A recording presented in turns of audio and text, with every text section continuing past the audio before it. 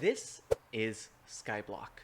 If you've been living under a rock or haven't had the chance to play the game, the premise is pretty simple. You start with an island, break down the trees, replant, sell the stuff at the shop, and repeat.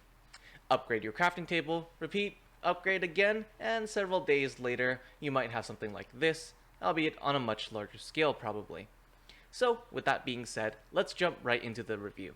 In terms of core game design, Skyblock is pretty solid, and that is thanks to the variety of mechanics uniquely made or borrowed from Skyblock servers in Minecraft. The name of the game, especially in this case, is non-linear progression. Even though ultimately your goal is to get to a tier 3 workbench and have an automated setup that basically prints money, how you get there is up to you. From farming to woodcutting, slaying mobs, or even trading with other players, everything you do is mostly a step in the right direction. The second thing I want to bring up that Skyblock does right is the joy of creation, and this one is a bit more obvious than the previous point. As humans, we're naturally proud and like to make things. There's just something satisfying about starting from very little and building that up into something bigger that we absolutely love. Hell, that's one of the reasons why Minecraft is still alive after nearly a decade into its release.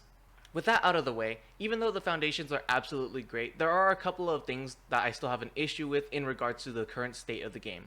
And as a quick disclaimer, I know that the game is currently in beta and content will likely be different once it's fully released, but the game is picking up some huge popularity, and I think that it's important to address some of the issues that they might not have expected with such a large player base. First, I think that some of the in-game items need to be adjusted in terms of crafting costs. As it stands currently, I believe that the crafting costs of some of the tier 3 items are simply too high.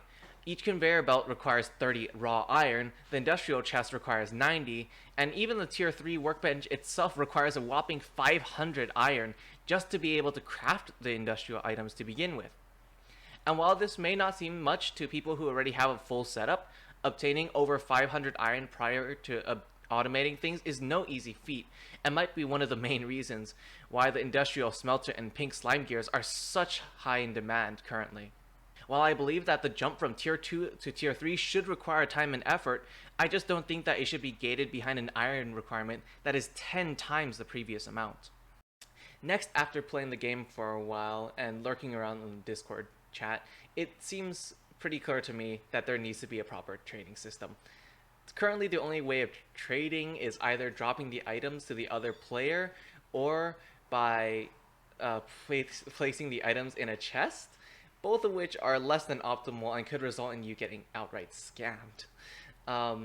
And even the trading chat in the Discord server, which has been incredibly popular, is just filled with spam and it's just a complete mess that I don't want to deal with. And it's also given rise to middlemen services, which may or may not be more reliable, although they probably are, at least with the fact that they hold both of the items and make sure that both of the players are actually giving the items, assuming that they aren't in on any scam either. So, an auction house system or even a simple player-to-player trading system would probably benefit the player base greatly in reducing any sort of reported scams and just making trading overall feel more fluid and more reliable and safe. But that's going to be it for today's video. Have you played Skyblock? If so, what did you like or dislike about the game? Let me know in the comments down below, and as always, I am MacAndSwiss, the most Asian brony on the internet, and I'll see you all next time.